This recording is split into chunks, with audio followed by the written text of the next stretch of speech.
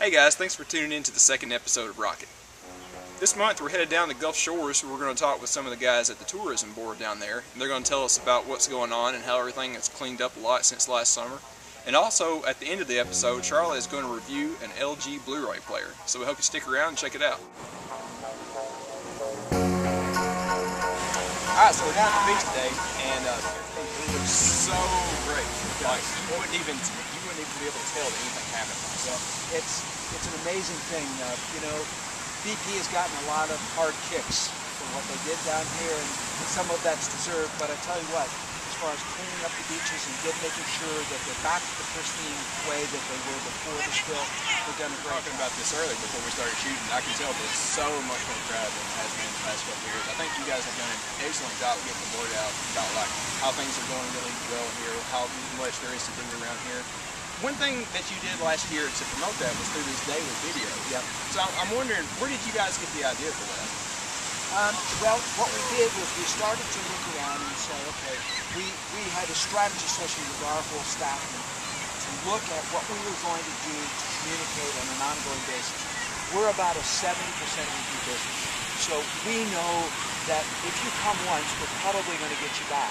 And so our focus was to talk to all of those people who really, quote, know us and love us. Yeah. And that was our primary concern because we wanted to make sure that our base, all of those people who have been here before many, many times, were going to come back.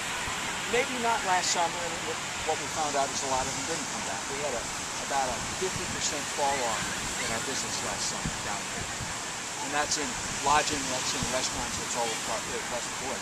But what we decided was we had to do something that would speak to our base, that would talk about what's going on down here, to kind of keep them on the inside, what kinds of things are happening. And we came up with the concept of a video every day.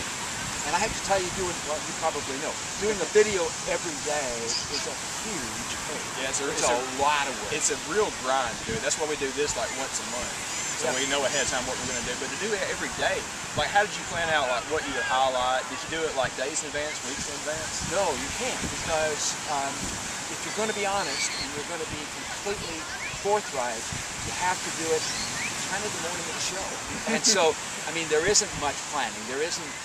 Basically, what we did was we touched base with the two cities, and we touched base with BP, and we said, what's going on? Yeah. So if we found a place, for example, where there were tar balls, and we needed to report on that, we would go down to that spot. That's one cool thing that I think you've done online is people feel like a personal relationship. Yeah. Yeah. And you've used like all avenues online that are popular nowadays. Here, I mean, you're on Twitter, you're on Facebook, probably stuff that I can't even remember right now. Foursquare. You're on Foursquare. Yeah, that's exactly. awesome. We're big fans of Foursquare. Yeah. We used to have a lot. You can check in right at our welcome center. Awesome.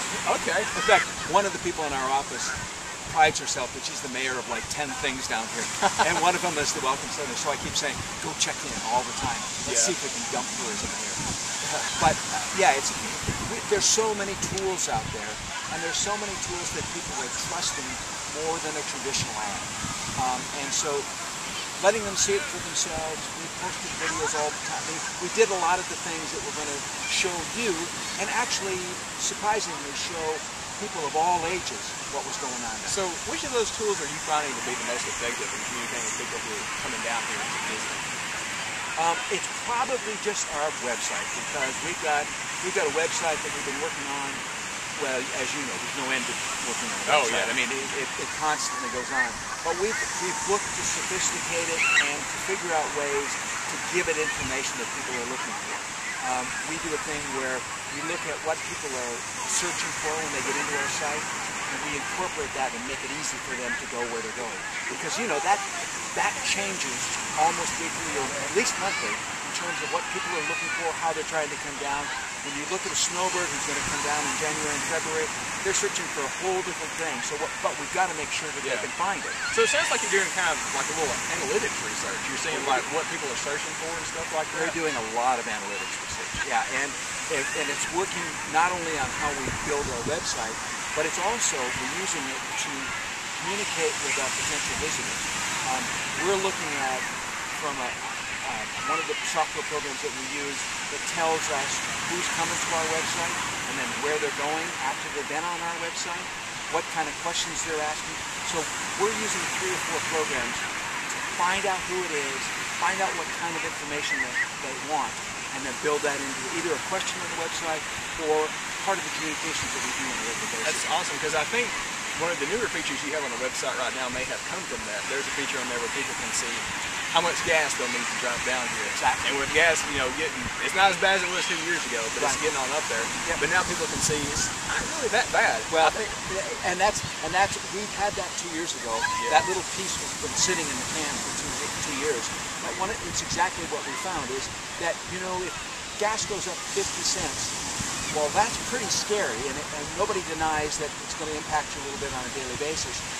If you're coming down from Huntsville, it's a couple more gallons of gas. Yeah. It is not a huge $1,000 bill that it's going to cost you. well, I mean, just for us, I mean, we drive a pretty fuel-efficient car. We filled it up just outside of Decatur this morning on the way down here, and it was $35. Haven't put any in it since. Yeah, So, I exactly. mean, it's not that bad. If you're driving a big SUV or something like that, Yeah. maybe it's something you want to consider. But I think most people these days are driving something that's more fuel efficient when they come down here. Yep. A smaller car, which is the way to go. Absolutely. It's not that bad. It's not going to be like $7 or $8 a gallon this summer or anything. No, like I don't that. think so either. I don't think so either. But, you know, the thing is that we in this business rely on perception as much sometimes as we do on reality. Yeah, exactly. And so the gas calculator went back up about 2 weeks ago as we started to see gas creep a little bit. Again, I can tell you and you can tell me that it's not as big a deal as people make it. But if it's still a psychological somebody's thing. sitting out there looking at gas going up and going up, Yeah. they may very well say, well, it's too expensive. Well, I mean, look, see this big crowd here. It's I apparently know. not that big of a factor. I know, it's great. So, before I let you go, that's kind of interesting what you're talking about as far as looking into like the analytics and seeing what people are looking at, what they're concerned about, what they're excited about when they come down to the beach. What are some of the other things that you're finding using those tools? Well, one of the things that we do is we have a thing, a program that actually allows us to look at who our primary customers are. And we look at that by quarter because obviously somebody who's going to come here in January or February is not the same as the family necessarily that's going to come here in the summer. And we do a thing called prism analysis where we go in and we look at all of the visitors and then we run that against a big database, and it tells us a profile of who's coming and what they look like. Yeah. And so if you look at our print ads, for example, or the ads on our vacation guide, or some of the things that are going up on our website, you will find a look and feel that reflects people who we know are looking at. Personally, it scares the heck out of me sometimes because we know so much about you, and we know where you live, and we know what kind of beer you drink, and we know a lot about you. Well, that information is public. You know, people's having this problem with Google these days. Yep. And you know, there was the story about the iPhone that you may have heard about this past week, where you can see where you're taking your iPhone and stuff like that. Yep. But like we were talking about earlier about gas, it's just a psychological. Yeah. I mean, Well, that information is going to if get you out don't want the anyways. iPhone to track you to the dock. Exactly. I mean, the capability, the technology is in some of those systems. And you know, I've got an iPhone, I carry it everywhere, but I very rarely turn on the tracking because I don't need it. Yeah.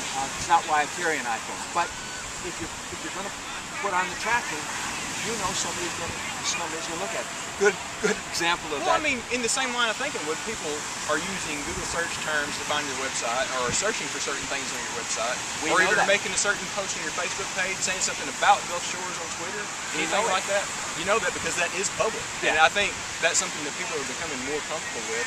And in reality, it helps make a better experience here because you know what they're looking for. Absolutely. And I think the important thing for people to remember is that we don't know you. Yeah. We know your type.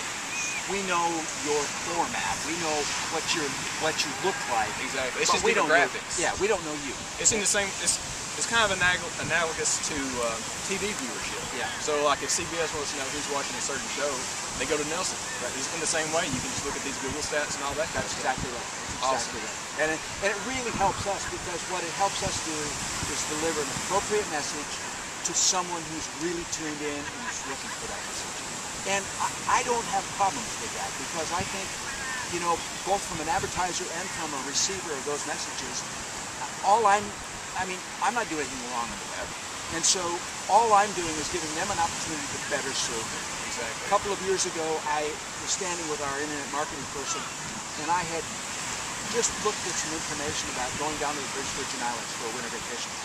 And I was talking to her, and about 2 weeks later, I was sitting at my desk, and they served me a message on the BVI flying from Birmingham to BVI.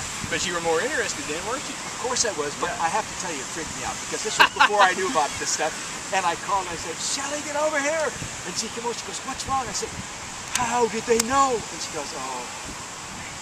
And she took me through the whole thing, and she said, "Now you know what's going on, because now we're e-messaging. We do this cool thing where if you come into our site, we let one of our partners re-message to you. And so if you come in looking for accommodations, then we may send somebody from Brett Robinson, for example, who's got condos up and down the beach, and we may give them that lead so that they can re-message. And again, it's what better message, what you got to do when you come down here is you got to find accommodations. So what we've done is said, you're interested in Gulf Shores and Orange Beach, let us send you somebody who can help you stay the night. And that's, I see it as a benefit. Well, in a way, you're kind of acting like a free travel agent. Right, right. And some people get scared by it, but I tell you what, I think it's delivering appropriate message to people who are interested.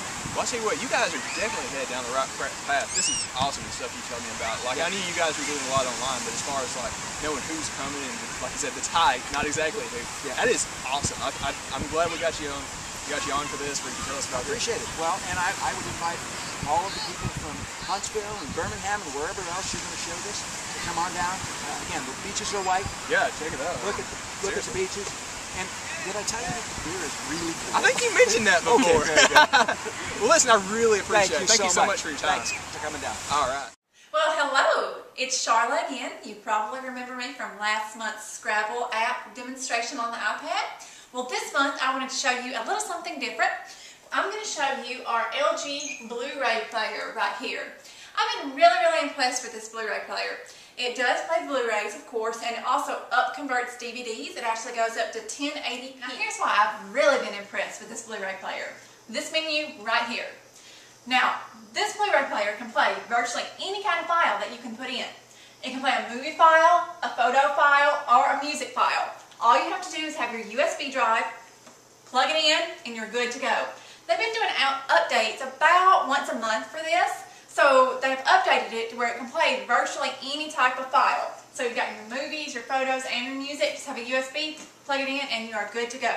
The only negative that I would say about that is they haven't gotten around to doing certain updates yet. There is one in particular, The King's Speech, which was an award-winning movie last year. Unfortunately, we haven't been able to watch it on Blu-ray because the proper update hasn't came out for that particular disc. So there is a little bit of a negative there with their updates. I do feel that they could be a little faster and a little more proficient in their updates. But other than that, I've been very pleased with the types of files that you can play. Now, if you bring up your menu and you go to Netcast, it's going to bring up all of your options right here. Of course, Netflix is the most popular one, and you can stream instant on this Blu-ray player. Now, this Blu-ray player, I have to say, it is my favorite Netflix medium so far versus a computer, versus a Wii, versus a Roku player. This, we've had virtually no problems with the instant streaming. It works very well with that. You've got your other options over here. You can watch baseball, MLB if you want to, and you can even program in your zip code, your information, and get weather. So all in all, I have been thoroughly impressed with the LG player. The only negatives I would say is that I wish the updates were a little bit more proficient and a little faster, but I do really like that it's got Wi-Fi built into it. So overall, I would give this a 9 out of 10. Alright everybody, we want to thank you for checking out the second episode of Rockett. As we said before, you can find us at rocktt.com, and you can also follow us on Twitter at RockettShow. And if you do follow us, you would have seen that we had skipped an episode last month, and that was because of all the tornadoes that had come through in late April. We want to remind you there's still a lot to be done.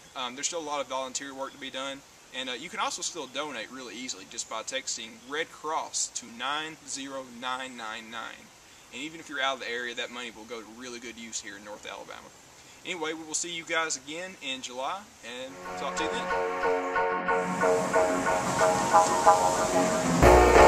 then.